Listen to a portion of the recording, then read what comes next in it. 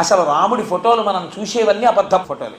ఒక్క ఫోటో నిజం ఫోటో కాదు. నిజంగా రాముడు ఎలా ఉంటాడో మీరు చూడాలంటే అదంత తేలికైన విషయం కాదు. అలా అనుమతించరు కూడా అందరినీ.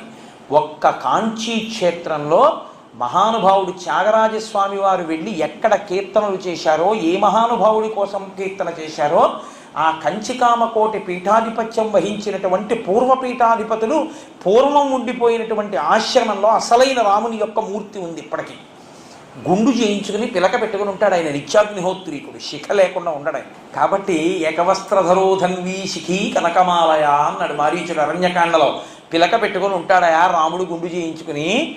మహానుభావుడు బ్రహ్మచారి, అటువంటి వాడు మెళ్ళో ఓ హారం వేసుకు తిరుగుతుంటాడు. అబ్బో ఏమి తేజస్సో అని చెప్పాడు.